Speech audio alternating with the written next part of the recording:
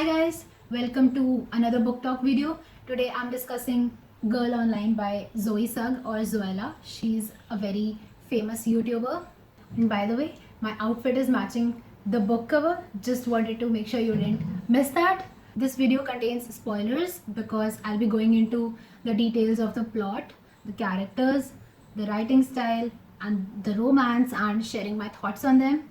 I think critical reading makes us better writers and better thinkers, and I really hope you find some value in this video and that this discussion helps you understand the book at a deeper level. So let's get into the video.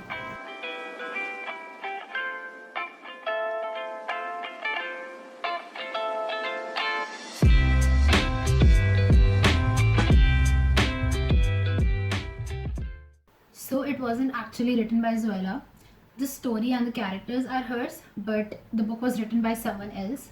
Sayoban Karam, if I'm pronouncing it right. This is called ghostwriting. It means you can hire someone, a ghostwriter, to write for you, and they will take money for the work, but none of the credit. And it's common practice for stuff like celebrity memoirs. But there was a whole controversy around this book because initially Zoella did not tell anyone about this. On her channel, she sort of pretended that she had written it. Has been to write a book. I have been a bookworm since the minute I could read. It's all I did. All I did was read. When I was younger, I used to write short stories all the time. When all my friends would be out playing, I would come home and sit on my computer because I was writing a book. Even in the acknowledgements, she said, "I want to thank Alfie for putting up with all the nights I chose to write and reread this book over and over again." So we don't really know how much of it she wrote. This book became #1 bestseller and even beat J.K. Rowling's sales. And then it emerged that someone else actually wrote it, so her fans were pretty upset about it. The writing style. It's a light read. If you're looking for something fun and cheesy, then you can pick up this book. The tone is chatty, like how you would talk to a friend. And the writing is very simple and quite plain, probably because the book is intended for girls younger than 16. I found it pretty relatable because it is set in the digital age and it does capture the mind of a 16-year-old and the thoughts that she would have. Now, our main character, Penny, has an anonymous blog. And even though her blog is really honest and relatable and all, it's very poorly written. I just don't like it. It sounds like a textbook narration of her events and what she learned from her experiences. All the blog posts start with a big thank you, then there's a bit of content, and then some of what do you think, tell me in the comments, thank you for your support. Less of meaningful content and more of chit chat with her readers, which I don't like. And then there are mostly one-liners, really short paragraphs and scattered thoughts, and she just writes and posts them without editing them, which no good blogger would do. It's definitely not a blog that I would find interesting, and in my opinion, not a blog that deserves to phenomenally go from around 5,000 to 10,000 followers just because she wrote something about facing her fears. But I actually really like the idea of writing online anonymously. I have done it myself. I kind of wanted to have a blog, but then I thought I won't be able to build an audience on a completely new platform, so I just wrote it in a diary format on Wattpad as Old Yellow Pages. And people really loved it and told me that sometimes they felt as if they were reading their own feelings that they hadn't been able to put into words. So writing honestly really helps you connect with others. This book also illustrates the therapeutic effects of writing. I might make a separate video on that, but basically, I think writing helps you learn more about who you are. Because when you're feeling something, you simply write it out, release it from your system, and that's a relief. It doesn't have to be pretty or poetic, and you don't have to impress anyone. It just has to be honest. And I think true, authentic writing, which can make others feel something, always comes from a very real place within you. And when you read all of that later, you can look at yourself from outside, from a new, detached perspective. When you're in a situation, you can't make much sense of it, but often from the outside, with a rational mind, you can. So I'm a heavy documenter, and because of this, I recognize certain tendencies that I have. Like when I'm upset, I get snappy. I become rude and mean to people. Earlier, I didn't properly understand this myself, and so I couldn't explain it to my friends. So I snapped at them, and it led to fights. Now I make them understand that when I'm upset, it's not them, it's me.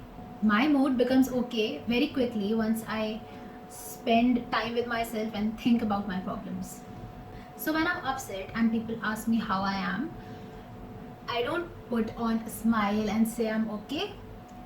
I just don't believe in that. It's not fair to yourself to suppress your emotions that way. Being emotionally well requires you to spend time with your emotions and analyze them. So I tell people, no, I'm not okay. I'm a little upset, but I need a bit of time and then I know I'll be okay. So please leave me alone right now.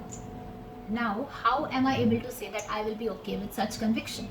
Because I write. When I'm upset, I write my problems, figure out what to do about them, and then I'm perfectly okay because I'm not just treating my symptoms by watching a movie to make myself feel better. I'm treating the root cause of my problem. That is the importance of writing. The characters. Ollie. He is a spineless person. He likes Penny. Okay. He invites her for lunch, and the first thing he does is ask her to take his pictures. Then, when Megan crashes their date and asks them where they were going for lunch, he says he hasn't really thought about it, and then he goes to Nando's with her instead of telling her no and that he wants to spend time with Penny. Who does that?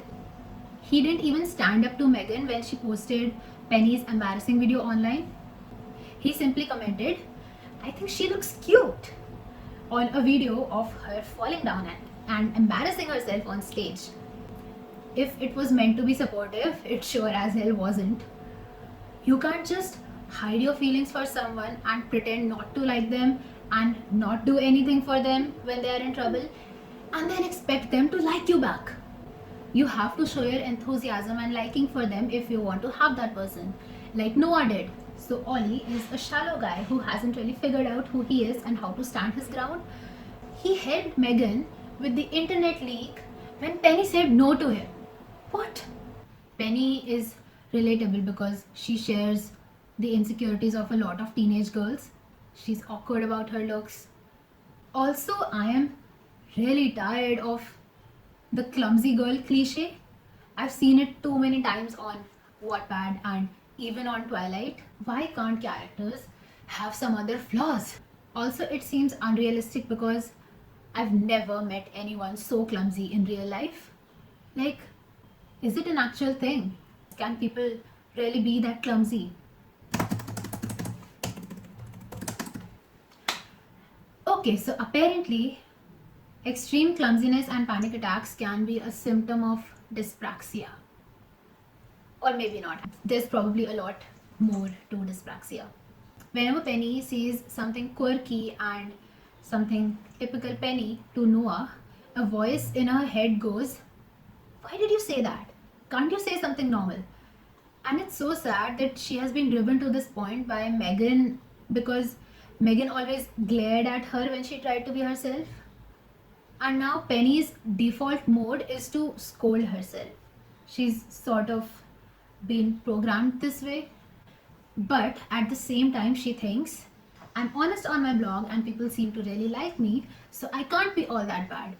And thank God she is not one of those girls who thinks she's bad just because of her shitty friends. At the start of the book, she does very little to control the events of her life, or rather, does very little to change the way she feels about certain events. She just lets things make her feel a certain way. Towards the end of the book, however, we see that she tries to change her mindset and be more positive about things. I love the development that was there and her process of getting in touch with herself. Page 307, she is going through the photos of her room in New York after she has found out that Noah lied to her and already had a girlfriend, and she is thinking about deleting them, but she doesn't because they remind her of good feelings she felt. These things did happen, they were real. Even if Noah was lying, I wasn't. I was in that room and I sat in that chair and I felt for the first time that my life was my own.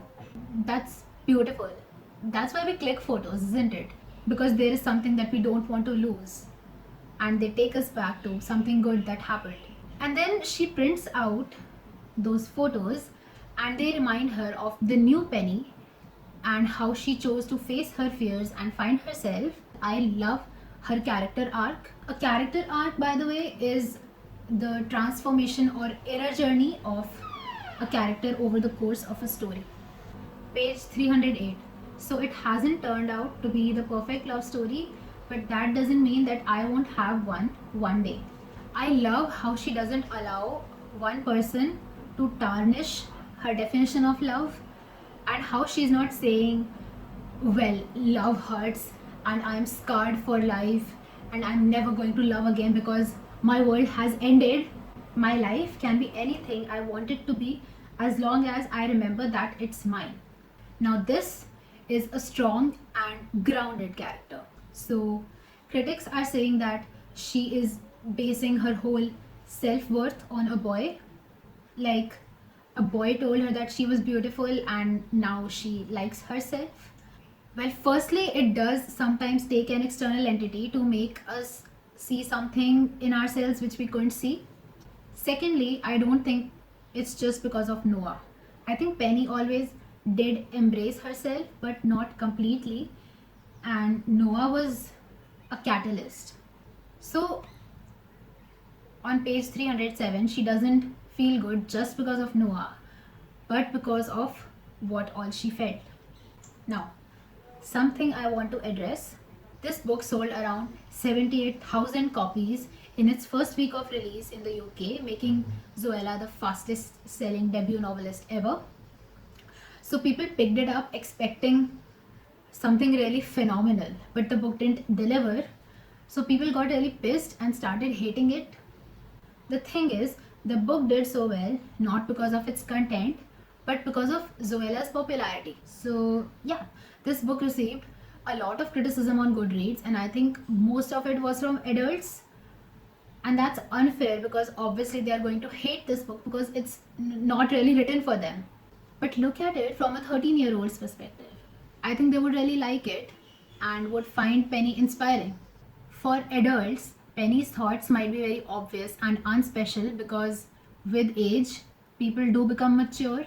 But for teenagers, Penny's positive mindset might be something new and empowering. Penny is a little stupid though. Page 25. In a way, it's nice to know that panic attacks are an actual thing. Page 67. A really cold, faraway land like Russia or Norway. It's cold in Norway, right? Megan. There has to be a mean girl in a teenage drama, you know? Sometimes her nastiness came out of nowhere, like when she posted the video online, or when she crashed the date, or when she leaked her story to the internet. Because of that, she felt like a flat character to me. She didn't have any internal motivation to behave like she did, and she didn't have any character development throughout the book. She was the stereotypical mean girl. However, if I had to read into this character, I would say that her little acting role made her believe that she was better than others and made her focus a lot on her image and looks and on being cool. That's why she didn't really want to do anything on the sleepover with Penny, because whatever they used to normally do was now childish and uncool to her. She thought she was better and Penny was ordinary, but she didn't get the attention she thought she deserved. So I guess she got angry about it. That's why she always tried to bring down Penny. Also, about being cool. Pause the video and think about someone you find cool. Why are they cool? What is it about them? Do they care about standards and about putting up an act and about doing what is considered typically cool? Do they try to be like someone else? Probably not. You find them cool because they are themselves, and openly so. And I think we all become cool the moment we understand and embrace who we are. And although I hated Megan right from the start, she was written in a way that the reader could hate her and be on Penny's side. I guess it's a way to help build sympathy for your protagonist. Anyway, although I hated Megan right from the start, I can understand what took Penny so long to cut her off. Sometimes you just have these memories with people. It's hard to let go of something that once made you happy. The romance. When Penny meets Noah, she is in her element. She's really confident when she talks to him. He doesn't intimidate her. She's comfortable. She doesn't feel like she is out of his league. And that's how a good romance should be.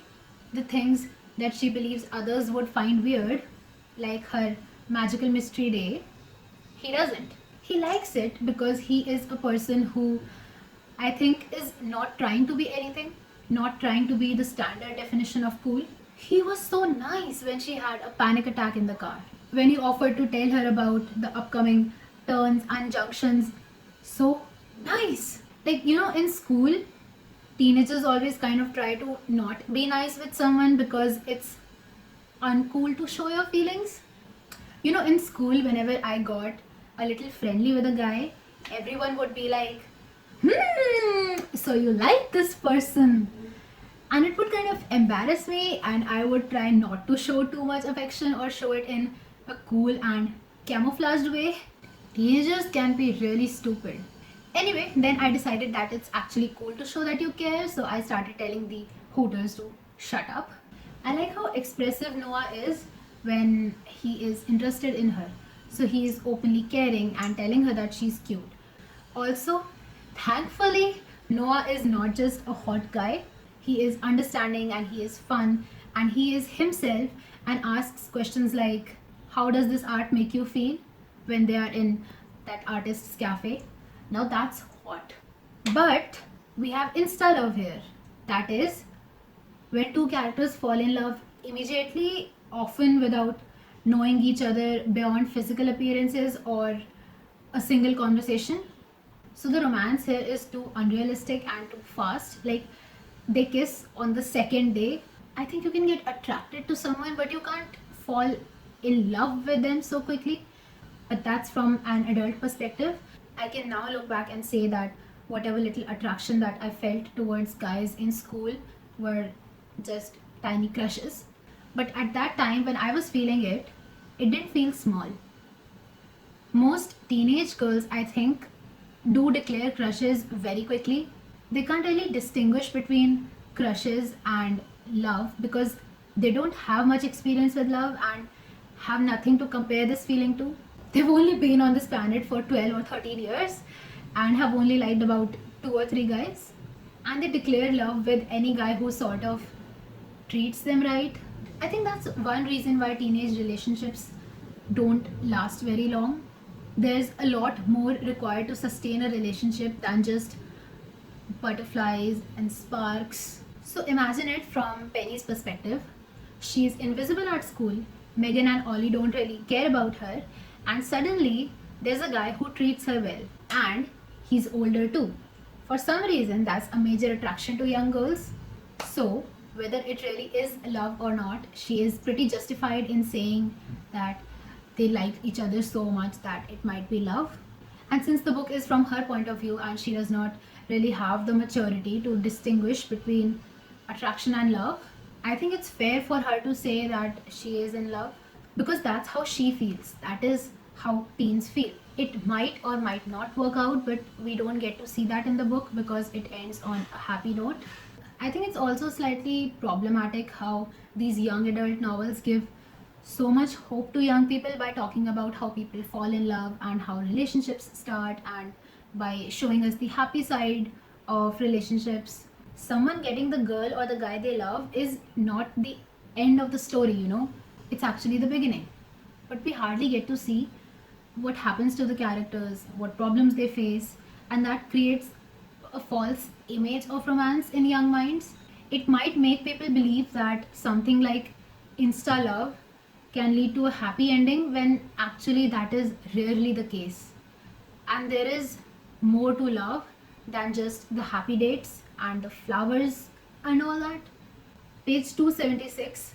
But meeting Noah has made me realize that my feelings for Ollie were just a crush. They weren't based on any reality, they were all based on my fantasies. This makes so much sense. I would say she has leveled up from Ollie, but with Noah, it is still not love. The plot. The book is called Girl Online because it is meant to be about a girl who blogs anonymously, but this only acted as a subplot in the book. Penny's status as a blogger didn't play a role in the storyline. It was just something quirky that she did and something that helped develop her character. Oh, and there are some cliches too. The gay best friend. I feel like some books use the gay best friend character just to make sure for the readers that this best friend could be a possible love interest. The absence of parents. For the plot to happen, the parents had to be busy all the time. So busy that they didn't mind their 16-year-old daughter out in a foreign city with an 18-year-old guy that she just met. Pretty unrealistic, right? Especially considering that Penny's parents were very caring throughout the book. But I want to talk about how nice and warm her family is. Like, when she was going back to school, Tom agreed to be outside the school in his car in case she needed him. And I'm also glad that we didn't have cliche, abusive, alcoholic parents. It's really nice how loving her family is, and because of that, how the kids are also so warm, and how Penny's dad helps Elliot's dad come to terms with Elliot's sexuality. Thirdly, along with the insta love romance, everything just seemed a bit too convenient. A rich American couple paid for her family to have Christmas in New York to plan a wedding. Penny was allowed to bring her best friend with her. Her family got to stay in USA for another week for free, so Penny could spend more time with Noah. 4. According to what I read, panic attacks don't actually last for just 5 minutes and are not small oh my god moments followed by complete normalcy. Panic attacks are a serious mental issue that require therapy. People are scared of leaving their house for days, even weeks after panic attacks, so this wasn't dealt with properly. The book didn't deal with cyberbullying in a complete and wholesome manner. The issue just came up and faded into black, and just one post by Penny ended it all. That's it. She has no online bullies anymore. Everyone loves her. Everything is normal. It should have been written better considering that Zoella is a big YouTuber and must have faced online hate at some point in her life. It would have been more real if Penny had retained some bullies, because that happens. Also, reading all the articles written about her made my blood boil. Like, I hate gossip blogs. I hate them like anything. I have no respect for people who make a living by talking about other people and by defaming them.